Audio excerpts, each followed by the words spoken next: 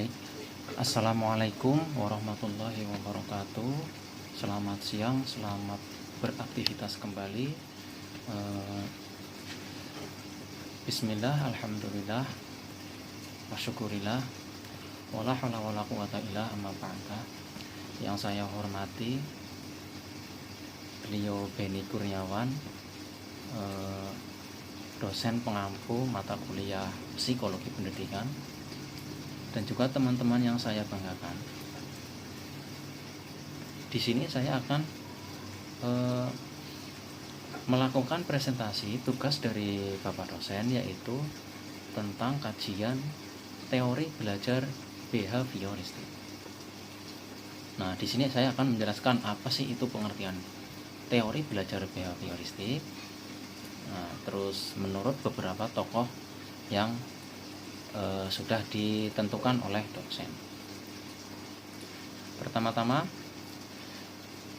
teori belajar behavioristik. Teori belajar behavioristik adalah sebuah teori yang dimana untuk mempelajari perubahan tingkah laku seseorang sebagai akibat dari adanya interaksi stimulus dan respon. Nah, stimulus itu adalah rangsangan, sedangkan respon adalah tanggapan. Dengan kata lain, belajar merupakan bentuk perubahan yang dialami siswa dalam hal kemampuannya untuk bertingkah laku dengan cara yang baru. Nah, tingkah laku itu adalah sebagai hasil dari interaksi stimulus dan respon. Nah, itu adalah pengertian behavioristik. Nah, sekarang menurut beberapa tokoh. Yang pertama ada Edward Lee Thorndike, berasal dari Amerika. Terus ada Ivan Pavlov dari Rusia, dan juga ada Bruce Frederick Skinner dari Harvard. Pertama dari Edward Lee Thorndike.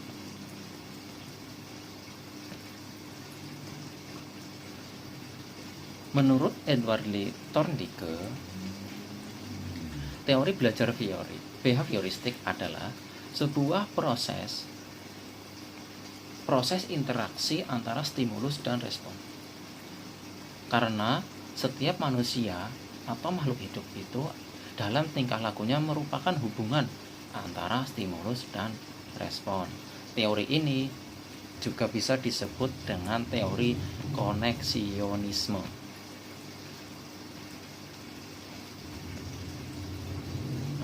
Penelitiannya Edward Lee Thorndike yang terkenal itu yaitu menggunakan seekor kucing. Nah, kucing itu sengaja dilaparkan dalam kondisi lapar, terus dimasukkan ke dalam kurungan. Nah, di dalam kandang itu atau terdapat sebuah knop otomatis yang bisa untuk membuka pintunya. Nah, dan di kandang itu juga tidak disediakan makanan. Nah, karena kucing kelaparan, maka dia berusaha untuk keluar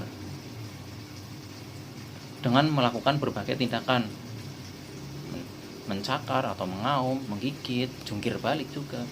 Nah, sampai beberapa kali, sampai 10 sampai 12 kali baru dia bisa menyentuh knop tersebut untuk membuka pintu dengan sengaja. Nah, percobaan tersebut itu menghasilkan teori trial and error atau selecting and connecting, bahwa maksudnya itu yaitu bahwa belajar itu terjadi dengan cara mencoba-coba terus dan membuat salah.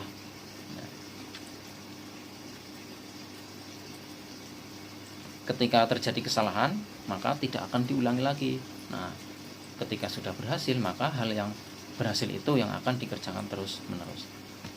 Nah, itu dari Edward Lee Thorndike. Nah, sekarang dari Ivan Pavlov. Ivan Pavlov itu ilmuwan dari Rusia.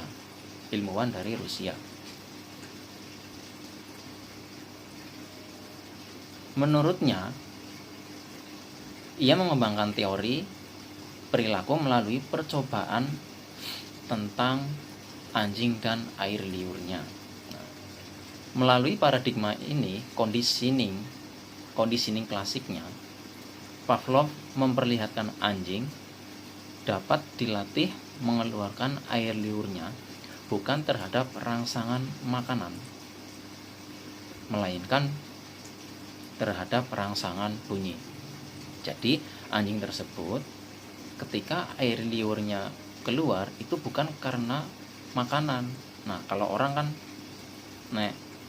melihat makanan itu air liurnya yang keluar. Nah, kalau anjing ini bukan, melainkan dengan suara bunyi. Nah, ketika ada makanan, air liur si anjing tidak keluar. Tapi ketika dibunyikan sebuah lonceng, bisa mengeluarkan air liurnya seekor anjing. Nah, terus yang ketiga dari tokoh yang ketiga ini dari Harvard yang bernama Bruce Frederick Skinner. Beliau berpendapat bahwa pikiran sadar tidak sadar tidak diperlukan untuk menjelaskan perilaku dan perkembangan. Menurut Skinner, perkembangan adalah perilaku. Perkembangan adalah perilaku. Dalam hal ini, Skinner menggunakan penelitian seekor tikus. Jadi, tikus dimasukkan ke dalam sebuah kotak. Nah, di dalam kotak itu ada sebuah tuas yang dapat menyebabkan keluarnya sebuah makanan.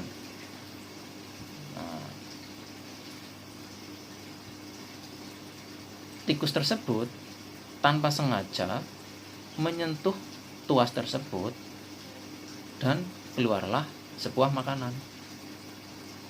Nah,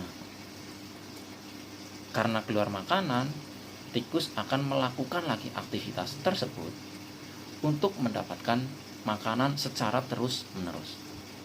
Semakin lama. Nah, di sini tikus akan mempelajari hubungan tuas dan makanan. Nah, Skinner ini menjelaskan konsep belajar itu secara sederhana, tetapi lebih komprehensif. Menurut Skinner, hubungan antara stimulus dan respon yang terjadi melalui interaksi dengan lingkungannya. Nah, tadi kan tikus dengan tuas. Nah, berarti kan dengan lingkungannya. Nah, kesimpulannya adalah teori belajar behavioristik adalah teori yang menekankan pada tingkah laku manusia sebagai akibat dari interaksi antara stimulus dan respon. Nah, seperti itu. Belajar adalah perubahan tingkah laku. Seseorang dianggap telah belajar apabila ia telah mampu menunjukkan perubahan pada tingkah lakunya. Ya. Nah, mungkin itu saja dari saya. Cukup sekian. Mohon maaf karena masih dalam proses belajar, jadi pastinya banyak sekali kesalahan, dan kesalahan itu datang dari diri saya sendiri, dan kelebihannya itu hanya milik Allah semata. Oke, cukup sekian dari saya. Kurang lebihnya mohon maaf. Wa akhiran, billahi taufiq wal hidayah. Wassalamualaikum warahmatullahi wabarakatuh.